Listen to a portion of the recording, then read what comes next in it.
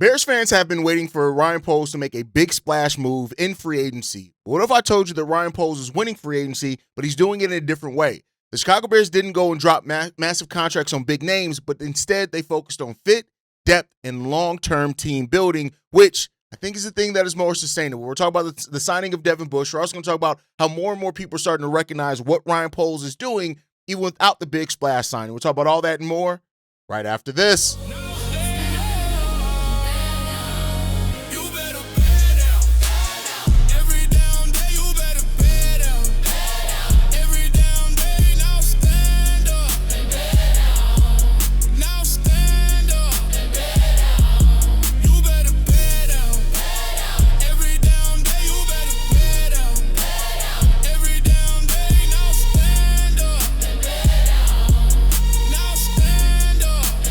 What's going on, Bears fans? Welcome to another episode of Chicago Bears Central, your number one spot for everything Chicago Bears related. I'm the host there, Haize, but more importantly, you guys can follow the channel at Chi Bears Central on every social media platform we happen to be on. With that said, let's go ahead and get into this content for today, y'all. And NFL.com actually noted that Devin Bush was one of the best free agency moves of the offseason, saying this: Dennis Allen's defense is based out of cover 2, which relies heavily on athletic linebackers to account for significant space in the middle of the field. After releasing Tremaine Edmonds, the Bears were left with just 2 off-ball linebackers on the roster who played 50-plus snaps last season, and neither is a natural cover 2 anchor. Enter Bush, who allowed for 0.49 yards per coverage snap last season, the second fewest of any linebacker who logged at least 250 coverage snaps. He also recorded 3 interceptions, returning 2 for touchdowns while allowing just 1 touchdown. He and Edmonds were 2 of the 14 linebackers who were trusted to play man-to-man cover 20% of the time, suggesting Allen will continue to cater to Bush's strengths. Bush was also a linchpin of the Browns' run defense in 2025 as well, recording 75 run tackles, more than any Bears defender not named Roquan Smith in a single season over the last decade. And this is the things that I was alluding to when me, Bobby, and C-Dub had our show on Sunday, is talking about the fit, the scheme, right? Those are things that we don't naturally know coming in unless you are deep into the bag of looking at football analytics. And that's what that highlights, is that while Devin Bush on paper was already a really good signing, when you look at the streaks of Devin Booker and how schematically Dennis Allen can use that to further his defense and to improve the defense, that's where you start seeing signs and things that show and point towards Devin Bush, and the things that Ryan Poles have done are larger than just what you see on the stat sheet for a player. It's really about the fit. And that's why I think that Ryan Poles has really worked really hand in hand with Dennis Allen as far as what type of players he wants on this defense and how that fits and into the scheme that Dennis Allen is going to have. One thing that I kept saying last year before the season started is Dennis Allen is as of a creative mind defensively as what Ben Johnson is offensively. And we got to see a little bit of that last season, but not really a lot of it. Dennis Allen's system is really predicated on having those linebackers that can play in coverage, as well as the versatile secondary that you can use in a lot of different areas. We talked about inside the box, outside the box, having 2 safeties that can do that. With cornerbacks, having a nickel like Kyler Gordon that can line up as a linebacker, that can be run support, that can pass blitz, that can do all those type of things, which is going to open that up for him. And you see the same things for like Cam Lewis as well, right? Like Cam Lewis is going to be able to help make more versatile of what Kyler Gordon can do. And hopefully Zay Frazier, another guy that Dennis Allen can schematically use all over the place. So while the big splash free agent signings have not happened for the Chicago Bears, it doesn't have to be big splash signings when you get the right guys that can be used to the best of their ability schematically. And that is going to have to be something that we see once the football games start, right? So it's not something that everybody can see that's easily tangible right now, but that is something that we'll be able to see the impact of once the pads are on, once this team is playing, once those type of things are there. And that's just what we try to highlight. You know, when you hear people say things like about the Bears not having a big splash signing, and I always kind of push back on it, like, it's not just about the name. Like, I get it, and I understand what players like Max Crosby and Trey Hendrickson have done over their NFL careers, and that's to be respected. And that's not to say that if those guys would have come here, that it wouldn't have helped the Chicago Bears in a huge way. But it's not always about the splash signings. It's not always about the big name moves. It's about getting the right players in the right system that can be used the correct way, and that's how you excel. That's how you preserve cap space. That's how you actually team build. Big names are great, but a well-constructed team where pieces actually fit together will be better than just adding a name and expecting that to just take your defense over the top. So while the Bears have lost some really good starters in this, Tremaine Edmonds is gone, Jaquan Brisker gone, Kevin Byard gone. Like, these guys are gone, and they're not coming back. But it does not mean with what we've signed and how we are planning to go and how we're planning to use the players that we got schematically that it won't be great for this defense. Dennis Allen is going to have an opportunity to cook up a defense this year, and we got to wait and still see, right? We got to see what Ryan Poles and the Bears do in the draft. We got to wait and see that. But if things go to plan, I dropped my mock draft last night, not to say that it's the world's best mock draft or anything like that, but if things go that way and the Bears can get the players that they need at the positions that they need to, I'm telling y'all right now, the takeaways, and there have been a lot of people to point out, like, well, damn, how are we going to overcome the takeaways? The takeaways were our identity. You want to move away from takeaways being your identity. That can't be, like, if you're a great defense that gets takeaways, but your identity is playing tough, taking away what the team's best attribute is. If you have those things, that's great. The Bears had no identity last year. We had nothing that we can hang our hat on other than takeaways. So I understand why the natural inclination there is to be like, well, damn, we lost so many players that we lost 18 of our 35-ish takeaways, right? Like, I get that. But that does not mean that this team could be better in a more sound defense with what we're building here. We just got to hope that it's going to work right, and we got to continue it. We made a great first step in free agency, but it now has to continue in the draft for the Chicago Bears. And that's up to Ryan Poles. That's up to these guys to get the right guys in here. But that takes me to the next conversation in regards to Ryan Poles, right? And it seems like people now are starting to understand kind of what I just said about Ryan Poles. It's not about the big splash names. It's about proper team building. And it seems like, right, based off paper right now, we got to see what we do once the football games are, that Ryan Poles is starting to understand now that, yeah, while the Bears are now in rebuild, in win now mode, it's not, it doesn't take the big splash names to get that done, right? So one of the things in the quote that we have here as well, this one also comes from NFL.com as well, that says this: the teams are building from overachieving in 2025 relative to expectations. They may have invested in a top player at a premier position in free agency, or they continue to build around a great young quarterback. They still face questions about their completeness in at least one phase. Now, that's great. Right now, the Bears were described in that article as success builders. Teams that are trying to build off of the success that they had last year that was kind of unexpected per where things are going, right? The Bears had an 11-win season, and a lot of those wins was based off what the offense was able to do, and the defense had its moments, bend but don't break, things like that, right? And they go on to say this in the same article: meat and potatoes moves for a team that could have been high on its own supply, but stayed disciplined and self-aware and basically set up its intentions for the draft: offense and interior defensive linemen and pass rushers. So that meat and potatoes moves, right? And sometimes that's what you need, right?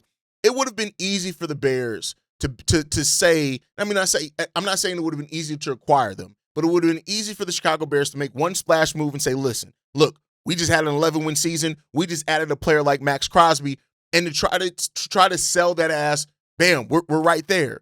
But what the Bears are doing are the thing that's more sustainable. They're building. And what that means for the long-term cap space for this team, the ability to re-sign some of these guys, right? We just saw a mass exodus this offseason, and part of that is because of how the Bears' salary structure was set up.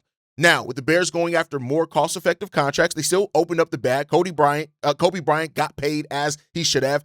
Devin Bush got a nice-sized contract. But now that you're setting up with more cost-control contracts, you are betting now on the draft, and you'll be able to find starters in the draft like you did last year. That's what's going to set you up for long-term success. Getting a guy like Garrett Bradbury, for example, and then drafting a center of the future that can take over for that guy and be the starting center, therefore, going forward, that frees up money. Now, yeah, it's not necessarily by design by the Chicago Bears. They didn't expect to lose Drew Dahlman like they did, but it happened, right? But how do you now reset from that? And Ryan Poles has been really good about being things on the fly, right? So, yes, the Bears didn't make the splash signings. Bears didn't make the headline-grabbing moves. They didn't make the one that's going to be on front of Sports Illustrated magazine like, damn, the Bears got Max, right? It's not going to be there. But that does not mean that the Bears aren't building a team correctly. The splash move is going to come. I'm telling you, it's going to come at some point in time. It may have to wait till after Caleb gets his extension. There's going to be a time period in the next 3 to 5 years we're going to make a move that's going to be like, damn, look at what the Bears just did. That's a hell of a move. But right now, consistent team building and thinking about it organically and intelligently, that's going to be the more sustainable thing. That's going to be the thing that leads to actually more success, right? The Bears have 4 picks in the top 100. 4 picks in the top 100 in this draft. 25, 57, 60, and 89. That's where they have. And so because of that, it's going to give the Bears an opportunity to add starting level talent here that's going to be on rookie scale deals. That, eventually that's going to catch up. If you keep hitting on draft, eventually that's going to catch up to you. You're going to have to let one of those guys go or, whatever, right? But that's the place that we're in right now. And that's a good place to be in, because I'd much rather be in a place where we look at it and say, we have drafted so well with so many young players that deserve extensions that maybe we have to trade some of these guys to get draft picks to try to replace them or whatever else. I'd rather be in that position than to be in a position of saying we just made a trade for $25 million, almost $30 million Max Crosby, and now we gave up draft picks and we don't really have the money elsewhere to do it. So now we're going to have to look at a 5th round pick to try to come in and be a star. I'd much rather be in the position that the Bears are in right now, right? So the Bears are in a position right now to build off the success that they had last year, but do so organically. You have another season of success like the Bears had last year, both in what they drafted and in some of their free agent signings. If the guys that we're drafting and signing this offseason look that good next season, with the Bears having $50 million in cap space next season and most of their draft picks next season as well, that's when you can start seeing some of that maneuver. You can start seeing some of those more splash things. Again, I always like to say it's more so casual fans that need the splash moves. Actual football fans that dig into the weeds of things that they like to exit. And I'm not saying that a casual makes you less than. It's just that not everybody has time to dig into heavy analytics and shit like that, right? That's part of the reason why we're here. But for the football fans that understand that how things fit together is more important than having big names, you'll start seeing that, you'll see that that's why there's a delineation between what segment of fans and the other segment of fans of how they feel about this offseason so far. But I want to be clear here, the work is not done. Chicago Bears have to nail the draft again, and Ryan Poles has to find players that are ready to contribute day one. And if he does that again, we'll be talking about another solid 2026 draft class to go along with it. Don't forget, we still got players in the 2025 draft class, and Zay Frazier, Shamar Turner, right? We still Ruben Hippolyte. We still got those guys that a lot of the team was very excited about that we didn't even get to see last year. So there's that part to think about as well. So we'll see what this team looks like this season. Practice a little bit more patience. Moving on from that, Jedrick Willis Jr., the left tackle that we brought in, talked about this playing for Ben Johnson. He said this: I know that Ben is an energetic coach. I know that he loves the big guys up front, which is positive for me. Yeah, the team did really good things last year. I mean, they completely turned around this program, and they were balling out, and it's really exciting to watch. I'm excited to be here. And so you want guys that want to be in your building. Now, I want to be clear here. Jedrick Williams, who took a year off and only signed a 1-year deal, it makes sense for him to be excited. He's stepping into a situation for a team that needs a starting caliber left tackle. He was a starter when he was playing last. If he is fully healthy, he's going to open up a chance for opportunity for himself to go back into the market next season and get a payday, because we know how offensive linemen get paid. He's still a very young guy as well, right? So this is a situation where the Bears net to benefit from it. He nets to benefit from it. Long term, he may not be here, right? Ozzie Trapillo, if he comes back fully healthy, Ozzie Trapillo's the starting left tackle. So when you look at that, he's going to compete with Braxton Jones, but I would not be surprised if Willis Jr. Steps up and wins that role. Now, the benefit of the deal also is that it's also one of those deals that if the Bears do decide to cut him and he doesn't even make the final 53-man roster, that there's an opportunity for that as well, right? So the left tackle battle is going to be one, again, to watch in the offseason this year. And Willis Jr., a guy that had so much promise, a former top 10 pick, those type of things, he has an opportunity to come into this team that needs exactly the position and what he provides. He doesn't give up a lot of sacks. He doesn't have a lot of penalties. He doesn't do a lot of that stuff when you look at over the course of his career.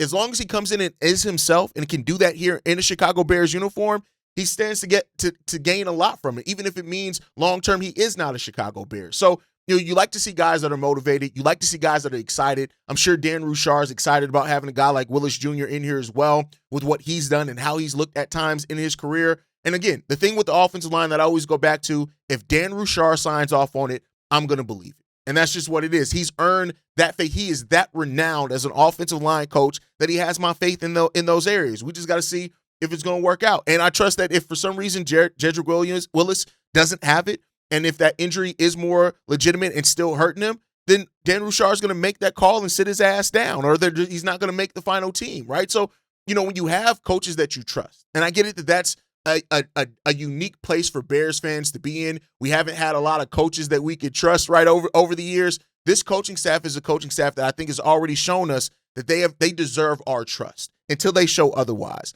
And if Dan Roushar believes in it, if Dan Roushar signs off on it, I'm going to believe it, and I'm going to give it an opportunity to see how it's going to work out, and we'll see what happens with that one. Last topic before we get out of here today, this one comes from Bears Goggles On, who had an article on 3 trades that the Chicago Bears could still do, sneaky trades that the Chicago Bears can still pull off in free agency. I'm going to give my thoughts on it. I want to hear from you guys on this one in the comment section below as well. The first one is that the Bears trading for Kayvon Thibodeaux, and this is something that Bears fans have been wanting a while. So the trade is the Bears get Kayvon Thibodeaux, 2027 6th-round pick, for a 2027 4th-round pick and a 7th-rounder in 2026. So the thing that I do like about this is that really, when you look at it, how it's all shaken out, the Bears are really giving up a 2027 4th-round pick for Kayvon Thibodeaux. I look at the 2027 6th-round pick, we're giving up a 2027 7th-round pick, and we're getting back a 2027 6th-round pick. I look at that as kind of a wash, right? Now you look at Thibodeaux, a player that had 11.5 sacks in 2023. He's fallen out of favor with the New York Giants since they got Brian Burns and Abdul Carter. And you look at it, he's 25 years old. So I wouldn't be mad at this trade for a guy that we've seen be productive as well. I still kind of think I want to build more organically in the draft, but Kayvon Thibodeaux is not a player that is going to eat a lot into your salary cap, so it may stay same around there. But he's been available for a long time, and it shouldn't cost a lot to get him because it has been known that he's available for a long time. I don't necessarily hate this trade. Filter this one in. It's interesting, right? The next one is the Bears trade with the in-division Minnesota Vikings, and they do a trade where they get Jonathan Greenard for a 5th-round pick in 2026, so this draft. We get a pick in 2026 in the 5th round, and we're giving up 2 4th-round picks, one in 2026 and one in 2027 for Jonathan Greenard. And I don't hate this either. Like, I'm not going to act like I love the trade either. I think when you're giving up a 4th-round pick, that's still a premium pick in a lot of cases. You can still get a starter in the 4th round depending on the position that you're looking at forward, right? And when you look at my mock draft, I have the Bears actually getting a starter at that position, or somebody that can at least compete for a starting role right away. So it comes down to, do you think that Greenard is going to be better than what you can get in the draft, and is it going to be worth giving up that pick for it? And, again, these picks are kind of more, it's a Bears written article from a Bears fan site, so I expect them to be a little bit leaning towards the Bears there. But when you look at Greenard, to me, he had back-to-back 12-sack seasons in 2023 and 24. Last year with Minnesota, he only had 3 sacks. He's 28 years old, so it's not like he's on the other side of 30. But to me, I almost just rather draft one than go after a veteran who is coming down, right? It'd be different if we were talking about the year after he had 12 sacks, and that's the thing when it comes down to it. But he still was productive in pressure. He had a 13.5% pressure rate, which is really good there, so that's still good. He will be 29 years old during this season, right? So trading anything more than a 3rd-round pick it doesn't make sense for that. And I don't know if I'd be willing to do it. I'd almost rather the Bears go through the draft, and then if they don't find what they want in the draft, then try to pivot towards a trade like this. That's what I'd almost rather them do. But again, could it be a draft day trade, something like that? It's a guy that had a lot of upside at one point. Like I said, 12.5 and 12 sack seasons.